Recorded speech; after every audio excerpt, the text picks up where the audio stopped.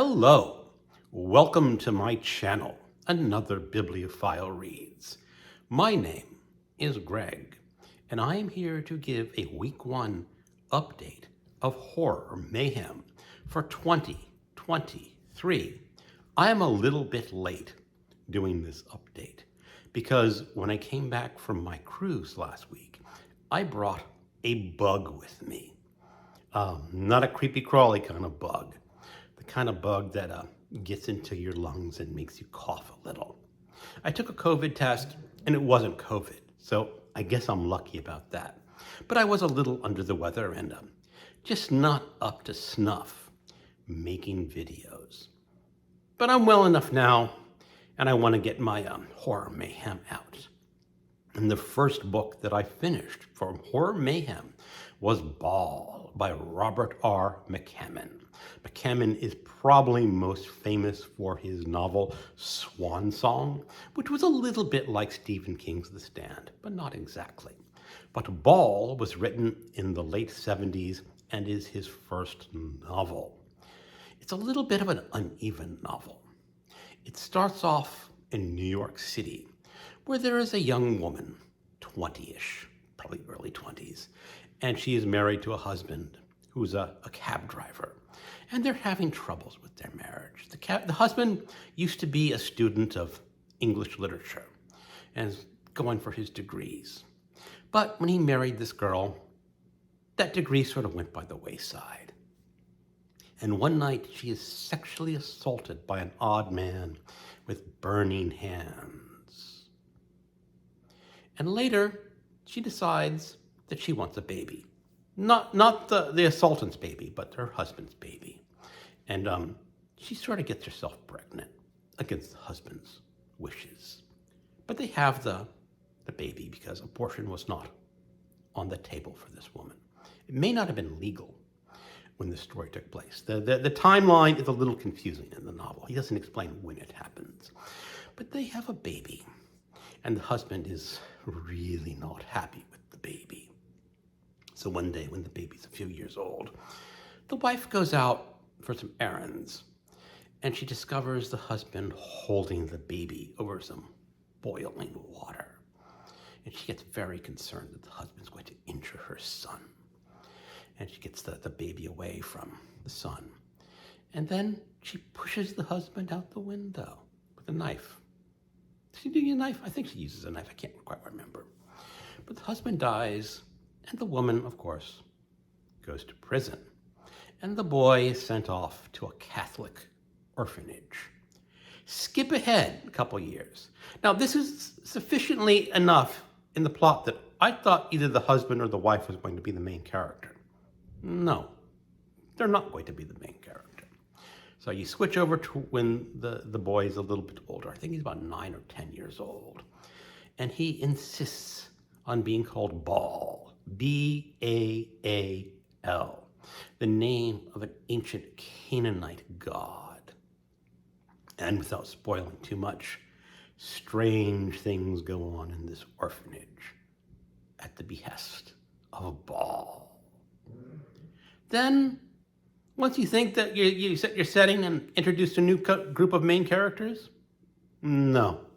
You're introduced to yet another set of main characters. This one is an elderly scholar in his 60s. And I actually applaud McCammon for having finally the main character introduced probably after 100 pages or so. Who's elderly, not young. He's not an action figure. He is a scholar. And I do applaud the author for that. And the scholar has a younger co-worker who's interested in this cult that's growing in the Middle East, the cult of Baal. Because Baal is gathering lots of followers. And this is where it gets kind of interesting. I am fascinated with people who join cults and adore leaders. Now, of course, this is a horror novel, so you know that Baal is not quite human. But even so, I'm fascinated with the real people who get attached to leaders and follow them, no matter what. So that's where I'll leave the plot. As I said, this book is a bit uneven. It is a first novel. You're introduced to two sets of characters in the beginning who, as I said, might have become the main characters. I don't think that part was done very well. I think the author probably could have condensed those down to a prologue and been a little more tight. But then you get into the main story, and it's pretty good. It is a supernatural horror novel, but there's not a whole lot of supernatural happenings, and that kind of makes me happy, because if you know me, I don't like heavy supernatural in my horror. So in the end, I can recommend this book. It is a worthy read. It is nowhere near McCammon's best work, but check it out. The next book I read was for my Killer Animals Challenge, and there was a vote in a previous video about which killer animal book I should read. Now, I'm going to read off the votes for all the books. Night of the Crabs got 5 votes. No, got 4 votes, sorry. The Lair by James Herbert got 0 votes.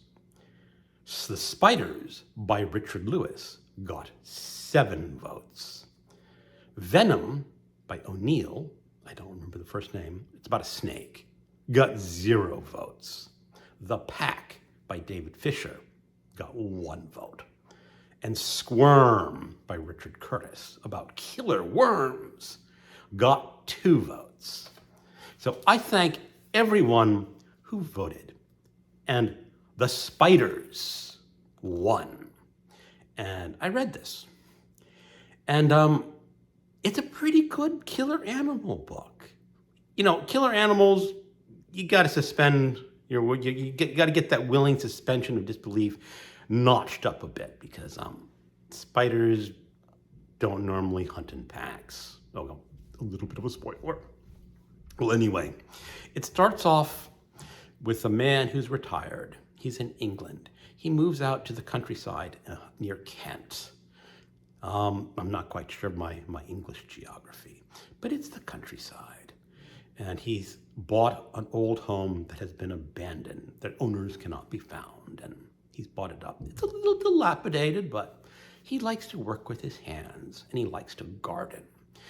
And his wife is still in London, getting their old apartment ready to sell and move in with him. And this house has no electricity, I believe, or no running water. It's one of those kind of homes, and they're going to build it up. But one day, he's out in the back, and he's pulling weeds, and he pulls out this big clump of weeds, and it opens up a hole in the ground, and this spider comes out and bites him. It's a big spider, but not a huge spider. And then he goes home not thinking about it. And the next day, he's dead. He has been devoured to the bones, except for the eyeballs. Just go with that, okay? Just go without the skull and the eyeballs.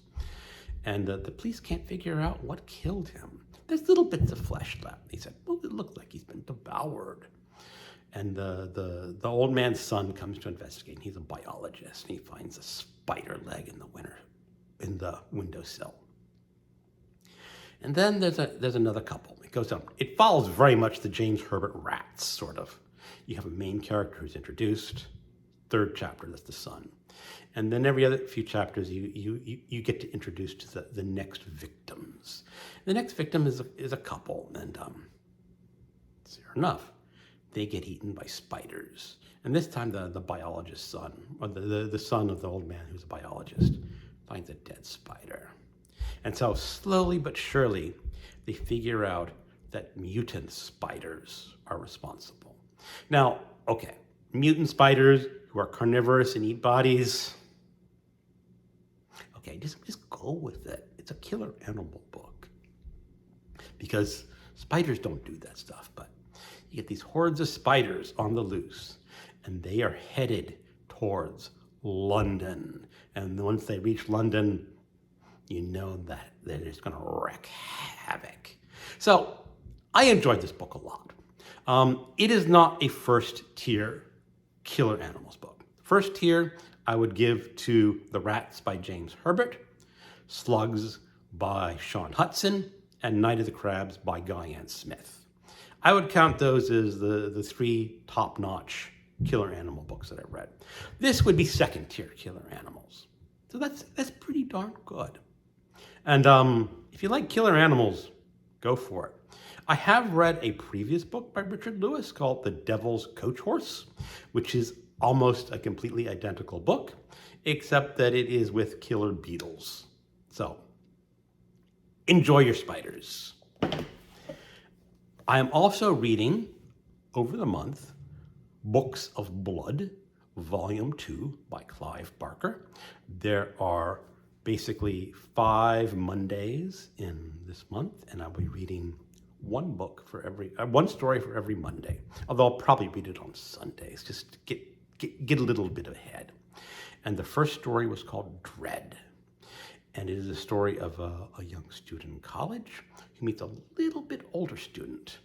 And the older student is interested in what people fear, what they dread. And he wants to create experiments. And one of the experiments, I'll just tell you about one of the experiments. He sort of hooks up with another girl student who's a vegetarian. So he decides to imprison her in an old house with nothing to eat but a slab of meat, and see how long it takes her to overcome her dread of meat and eat it. It's a pretty decent story. I've read better stories by Clive Barker, but it's a good one. So that was my week 1 for Horror Mayhem. Thank you so much for watching, and keep on reading.